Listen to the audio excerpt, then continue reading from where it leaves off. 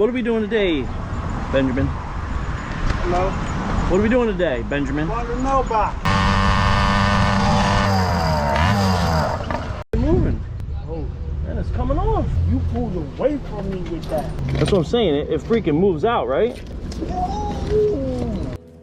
What did you say? Oh, that's why. Car broke, same way. Yo, crack? It's cracked. Look at the crack. Just put this thing on. But I still got one more pucky. I'm gonna try.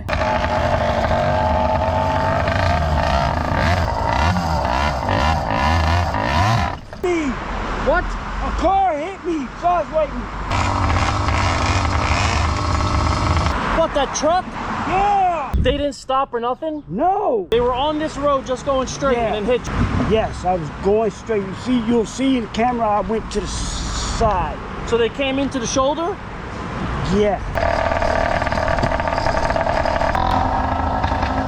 Yeah, so I got a whole bunch of duct tape wrapped around there. And underneath of the duct tape, I got a coat hanger from Plaza Cleaners. This is what we got going on over here. There was another coat hanger, and we got it wrapped around the carburetor. Hopefully this will work, and I think it should get us home. We're gonna be going real slow.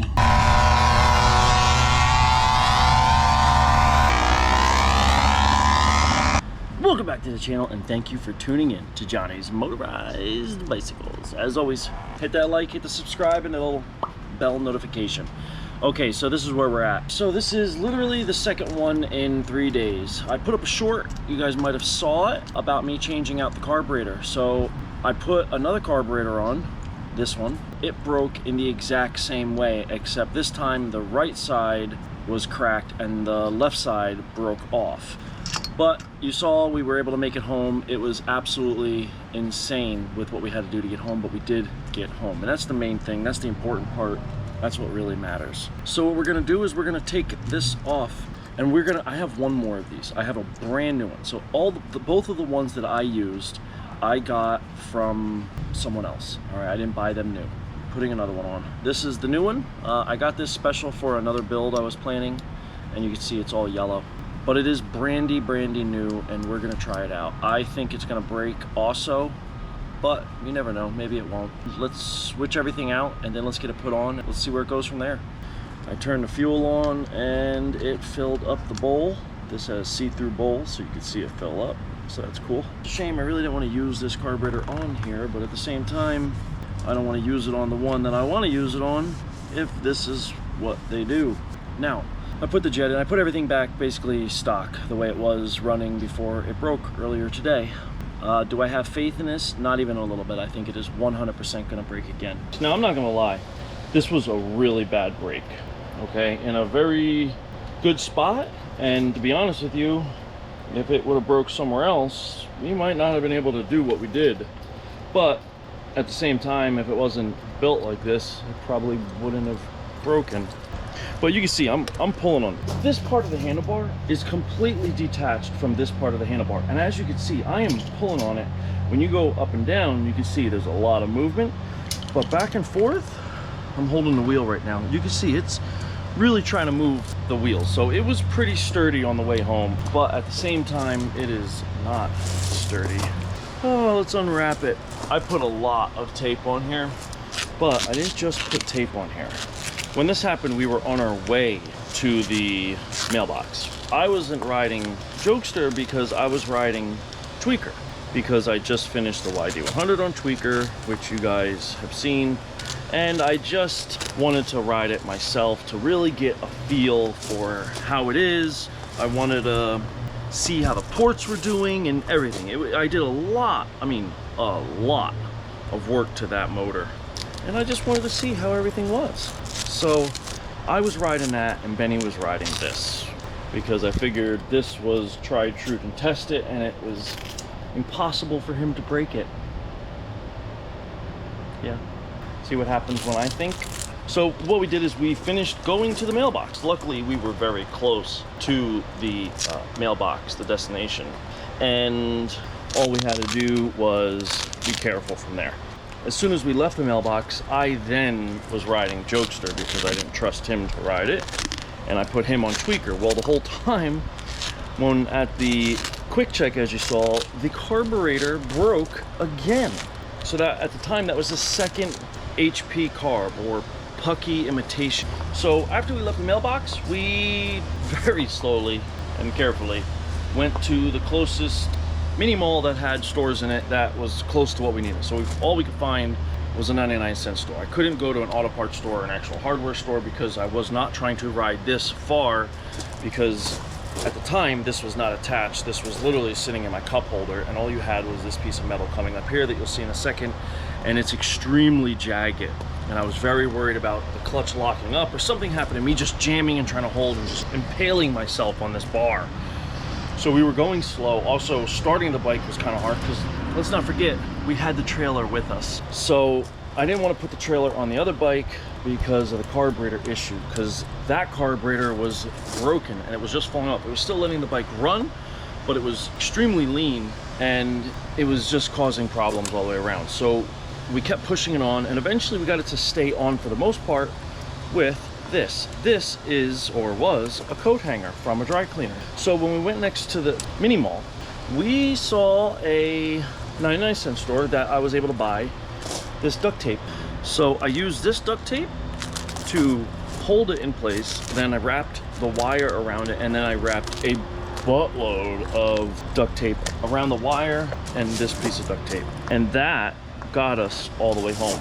It allowed me to use the rear brake again minimally and just feel much more secure. Plus, it also protected me from this. As you can see, these are two very, very jagged edges. I was very worried about coming forward and jamming on this, or something happening to the bike and getting jammed onto it, because let's face it, that's super duper dangerous and sharp. This just fits in here like so, and it worked good. Now, I have used these handlebars for 8 months now, and I've crashed with them, so to speak, or come to really hard brakes. I pulled the bike around with, I never had it crack, never had an issue. I'm not saying it was a good weld. You can see it is a really bad weld. I'm not good at welding, but it didn't really have a problem until he got on it. That being said, this is what we're gonna do. We're gonna grind this down again, try to clean it up the best we can. We're gonna replace this in, and also grind this one and clean it up, and we're going to try to clamp it in place the best we can, and then we're going to try to weld it back on, because let's face it, I need handlebars. We're also going to try to do a decent-ish job welding it this time. We're not. Now, to get a proper weld penetration, I do know the basics, I just don't do it well. I don't understand the setup. Not to mention, my welder is the cheapest one you can get. That's a MIG welder. For what I do, I think it works fine, but professional would probably laugh. They're probably laughing right now. Even a non-professional, but that's okay, I don't mind. So first, we gotta clean this up. We gotta make it look a little prettier so we can get that bar to fit in here nice again.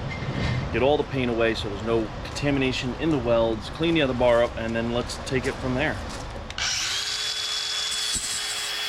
Have goggles or a helmet, but what I do have is these sunglasses.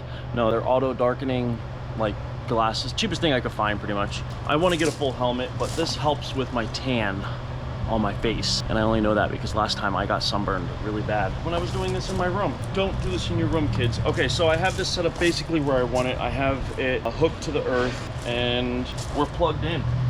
I have it on min, meaning the lowest voltage setting, and we're gonna go ahead and try and see what we could do here. Oh, where's my gloves? I have really fancy welding gloves.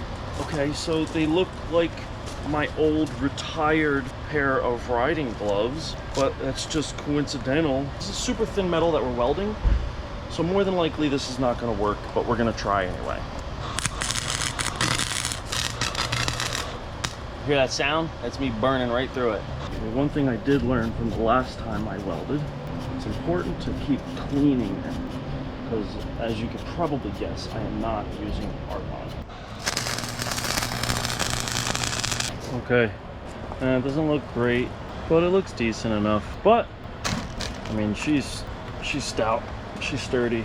I honestly think it's stronger than last time. It's super sturdy. I already pushed down all the way on this, and it pushes down on the suspension. I can't do it with the camera in my hand, but you see all those little divots and stuff. I mean, it's just, I'm not a good welder. You know, here's what it is. When you're covered up with paint, from about 10 feet away. Looks good. All right, let me get some paint. Let me get some paint on it, and let me wallow in my sorrows of destroying my other camera. You probably can see that the camera is directly underneath of where I'm welding, and I just thought it'd be kind of a cool shot to get for y'all. And when I look down, I see that the entire time the molten metal from me welding was splashing down on top of the camera, burning holes right through the screen. So I kind of ruined it on accident, but you know, it is what it is. I ended up not even using the shots because they just weren't really good shots. So the camera was sacrificed for literally no reason at all. But it is what it is, and lesson learned, don't put your expensive camera underneath molten metal. There you go, children. Learn from someone dumb so you can be smart. Whatever, what can you do? Hopefully GoPro helps me out with that and can fix it.